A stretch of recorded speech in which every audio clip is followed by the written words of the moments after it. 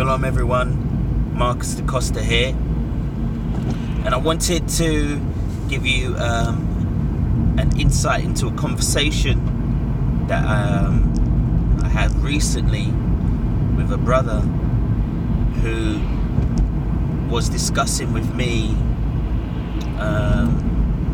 the need and opportunity to mentor young people, especially young males.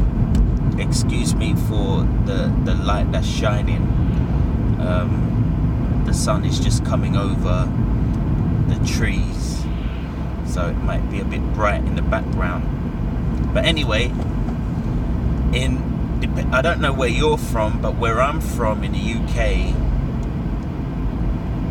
we have a pandemic, especially for young inner city males, to fall victim of knife crime, gun crime, and a lot of blood is shed on the street.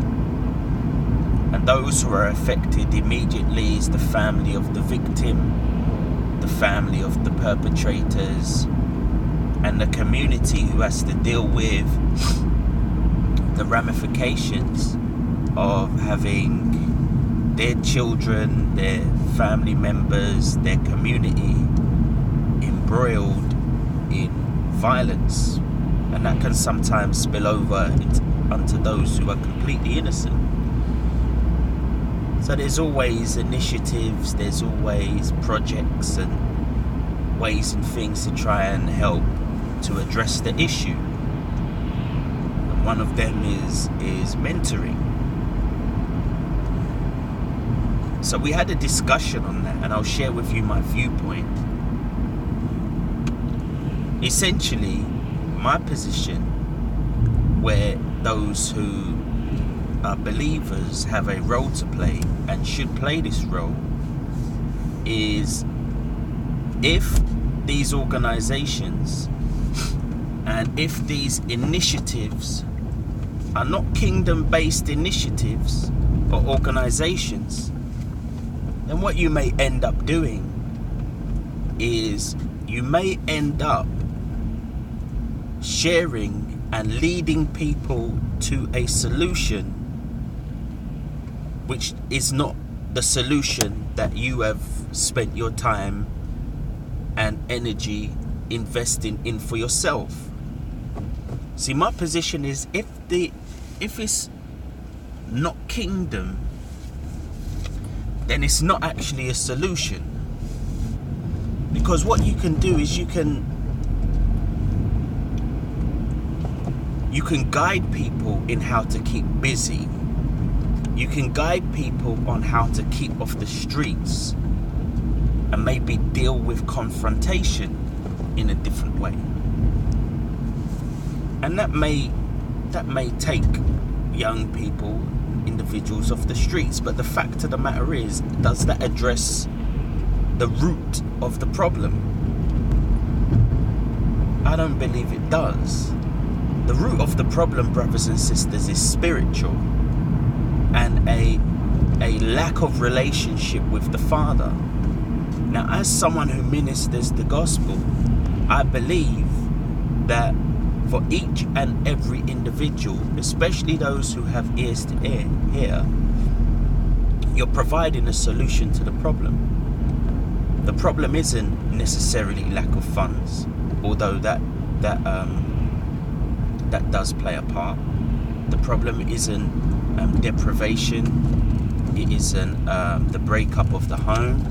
The problem is lack of relationship with the Most High, lack of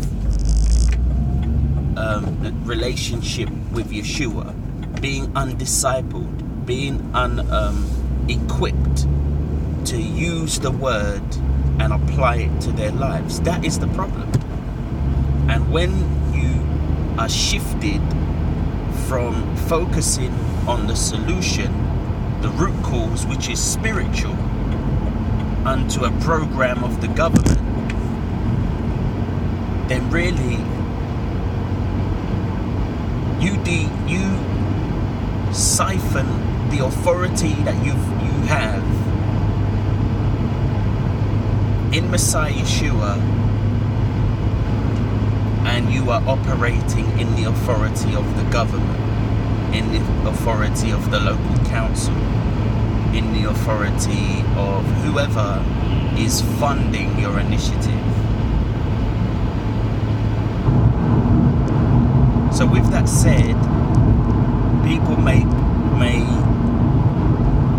argue, well, you don't care about the problem because you're not doing anything about the problem, without realizing that I'm doing more than them. You see, if you focus in an area where you don't have any influence or power or authority, where you're not dealing with the root problem, you're just throwing money and time and faces to the problem, then those people who have deep-rooted spiritual problems, although they may find a job, although they may,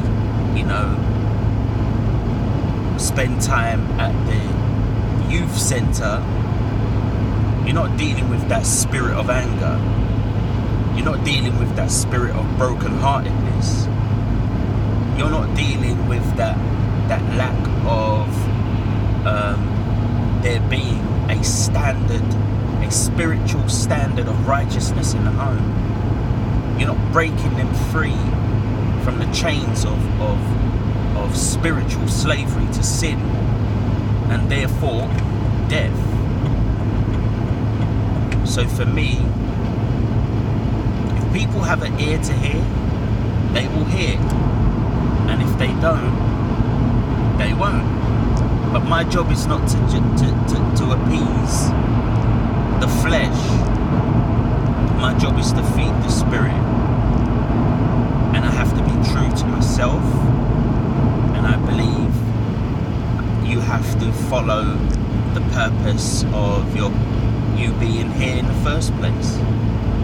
And mine isn't to go out there and feed into a narrative of the government, or a narrative of the council, or a narrative of this organization or that.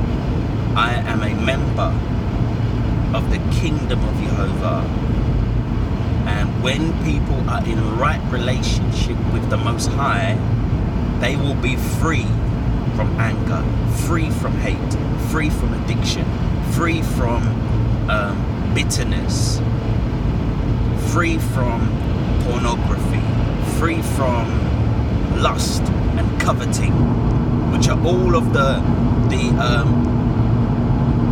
factors that drive this violence. Envy, lust, coveting, bitterness, hatred, sexual immorality. You'll be surprised how much blood is spilled because of lust and sexual immorality.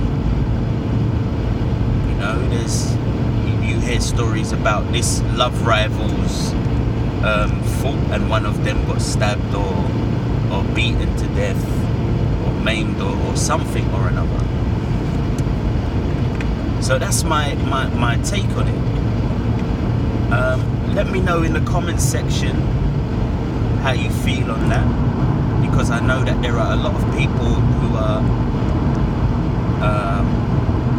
who believe in the gospel, but they also have passions which the gospel doesn't really come into.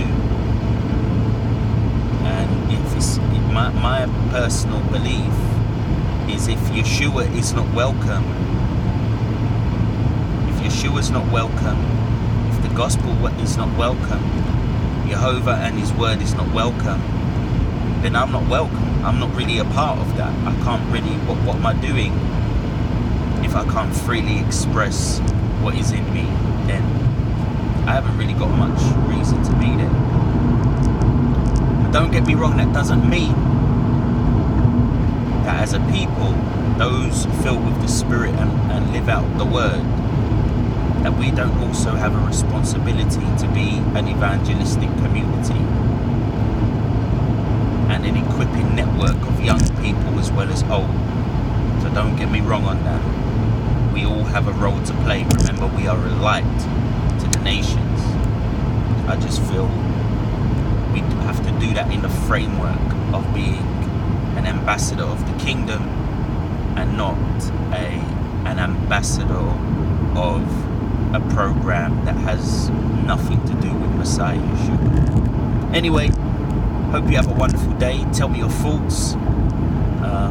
Shalom.